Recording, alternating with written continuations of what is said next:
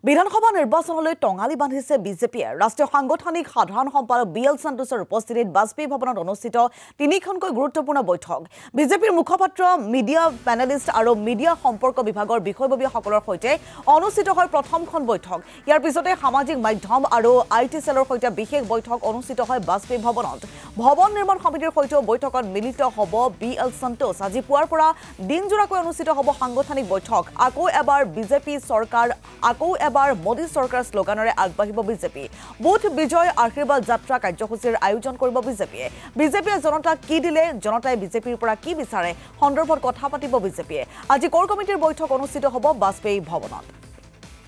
আমি পোনপটীয়াভাৱে এই মুহূৰ্তত বাজপেয়ী ভৱনলৈ গৈছো আমাৰ জ্যেষ্ঠ সাংবাদিক পাৰ্থপ্ৰতিম বৰুৱা আছে পাৰ্থ সন্মুখত বিধানসভা নিৰ্বাচন সম্পূৰ্ণৰূপে এতিয়া সাজু হৈছে বিজেপিৰ ৰণকৌশল প্ৰস্তুত কৰিছে বিজেপিয়ে ইখনৰ পিছত সিখনকৈ সাংগঠনিক সভা অনুষ্ঠিত হৈছে কালি নিশাৰ ভাগতে এখন সভা অনুষ্ঠিত হৈছিল আৰু আজিও বিএল সন্তোষৰ উপস্থিতিত বাজপেয়ী ভৱনত কেইবাখনো যেটো সভা আছে এই সভাসমূহৰ বিষয়ে যিসমূহ কাৰ্যক্ৰমণিকা আছে সেই সমূহৰ বিষয়ে আপোনাৰ পৰা জানিম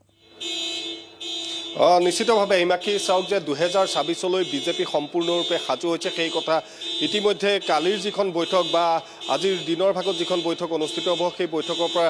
স্পষ্টকৈ আচলতে উমান পাব পাৰি আৰু এই মুহূৰ্তত যেহেতু আমি বাজপেয়ী ভৱনত আছোঁ বাজপেয়ী ভৱনত কিছু মুহূৰ্তৰ পাছতে সেই বৈঠকখন বিএল সন্তোষৰ উপস্থিতিত আৰম্ভ হ'ব য'ত বিভিন্ন মৰ্চাৰ বিষয়ববীয়াসকল থাকিব তাত তেওঁলোকৰ সাংগঠনিক নেতৃবৃন্দ থাকিব তাৰ লগতে বিভিন্নজন তেওঁলোকৰ বিভিন্ন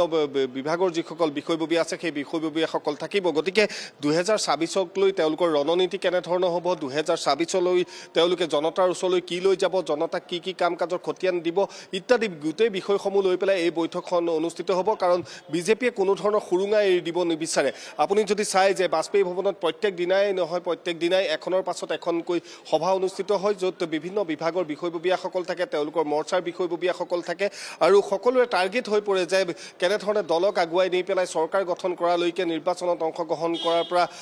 সেই চৰকাৰ গঠনৰ দিনটোলৈকে সকলোৱে লগে ভাগে কেনেধৰণে আগবাঢ়ি যাব লাগে সেই কথা তেওঁলোকে ইতিমধ্যে জানে আৰু তেনে ৰণনীতি লৈ পেলাই 2026ৰ বাবে তেওঁলোক ইতিমধ্যে আগবাঢ়িব খুজিছে আৰু ৰাষ্ট্ৰীয় সাধাৰণ সম্পাদকগৰাকী যিহেতু আহিছে তেওঁ প্ৰত্যেকটো কামৰ আচলতে খতিয়ান লৈছে বা কেনেধৰণে আজিৰ তাৰিখত অসমত সাংগঠনিক ভেটি তেওঁলোকৰ মজবুত হৈ আছে নে নাই বা সাংগঠনিক ভেটি মজবুত আৰু অধিক মজবুত কৰিবলৈ আৰু কি কৰিব লাগিব ইত্যাদি গোটেই বিষয়খিনি তেওঁ মাৰ্গদৰ্শন ইতিমধ্যে তেওঁলোকৰ যিসকল নেতা আছে সেই নেতাসকলক দিছে বিজেপিৰ ৰাজ্যিক সভাপতিগৰাকী ইয়াত উপস্থিত আছে আৰু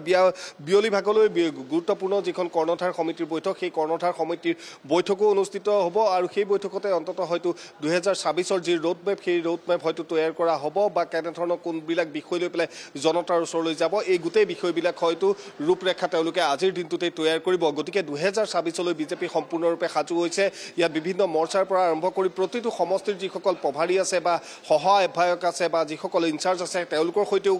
কথা বতৰা পাতিব যিসকল বুথ লেভেলৰ নেতা আছে তেওঁলোকৰ সৈতেও কথা বতৰা পাতিব গতিকে সকলোৰে লগত কথা পাতি পেলাই 2026লৈ তেওঁলোকে কি ৰণনীতি লৈ আগুৱাব সেই গোটেই বিষয়বস্তুৰখিনিৰ ৰোডমেপ কিন্তু আজিৰ দিনটোতেই প্ৰায় প্ৰস্তুত হ'ব বুলি এই মুহূৰ্তত ক'ব পাৰি কাৰণ বিয়লি ভাগলৈও গুৰুত্বপূৰ্ণ কৰ্ণধাৰ সমিতিৰ যিখন বৈঠক সেই বৈঠক আছে হিমাক্ষী পুনৰ আপোনাৰ সৈতে সংযোগ স্থাপন কৰিম এই মুহূৰ্তত সবিশেষ তথ্যৰ বাবে আপোনাক ধন্যবাদ জনাইছো যেহেতু কেইবাখনো বৈঠক আছে আৰু সেই বৈঠকসমূহৰ বিষয়ে আমি সবিশেষ আপোনালোকক জনাই যাম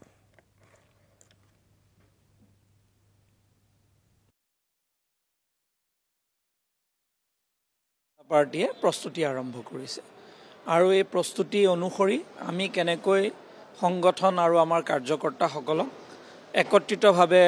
আমি তৃণমূল পৰ্যায়ত কাম কৰাব পাৰোঁ সেই সম্পৰ্কে আমাৰ বিশদ আলোচনা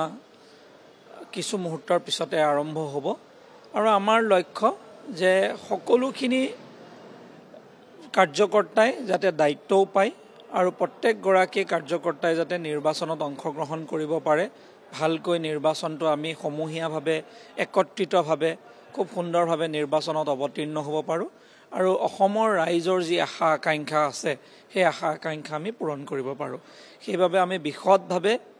বিভিন্ন বিষয়ৰ ওপৰত আমাৰ ইয়াত পৰ্যালোচনা হ'ব আলোচনা হ'ব সিদ্ধান্ত হ'ব আৰু সেই সিদ্ধান্তসমূহ আমি তৃণমূল পৰ্যায়ত পৰৱৰ্তী সময়ত কাৰ্যকৰী কৰিম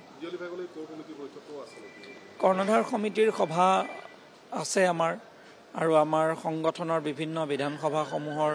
সম্পৰ্কে বিভিন্ন আলোচনা আছে ৰাজনৈতিক পৰিৱেশৰ সম্পৰ্কে আলোচনা আছে, বিভিন্ন বিষয় আলোচনা হ'ব। কিন্তু দলৰ কিছু সিদ্ধান্ত লোৱা যাব, যি সিদ্ধান্ত আমি আগন্তুক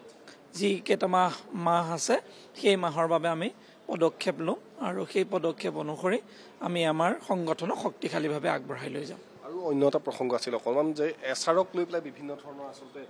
বিষয় ওলাই আছে, বিৰুদ্ধে বিভিন্ন ধৰণৰ অভিযোগ কৰিছে যে কাইলৈ অহা মানুহটোৱে ভোট পাব ইত্যাদি বিভিন্ন ধৰণৰ অভিযোগ। চব নিৰ্বাচন আয়োগে গোটেই প্ৰক্ৰিয়াটো কৰিব। আমি দলসমূহ হৈছে সহযোগী। আমি দল হিচাপে আমি এখন শুদ্ধ ভোটাৰ তালিকা যাতে হয় তাত আমি যেনেকৈ সহযোগ কৰিব লাগে আমি সহযোগ কৰিম।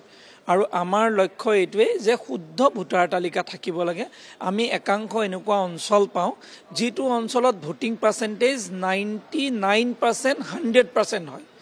আৰু আমাৰ কিছুমান অঞ্চল আছে য'ত 70-80% মানে মেক্সিমাম হয়। বহুত মানুহ মৃত লোকৰ নাম তাত সন্নিৱিষ্ট হৈ আছে,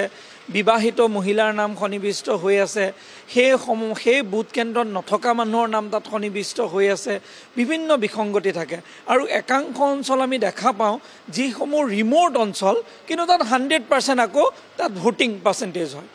ৰিম'ট হয় আৰু 100% ভোটিং হয়, এইটো অলপ আচৰিত। টাউনৰ কাষত থাকে তাত ভোটিং পাৰ্চেণ্টেজ 60% হয়। তো এইবিলাক বিসংগতি বহুত আছে। এইকাৰণে নিশ্চিতভাৱে নিৰ্বাচনী আয়োগে গোটেই বিষয়সমূহ পৰ্যালোচনা কৰি সিদ্ধান্ত ল'ব আৰু আমি দল হিচাপে সহযোগ কৰিম যাতে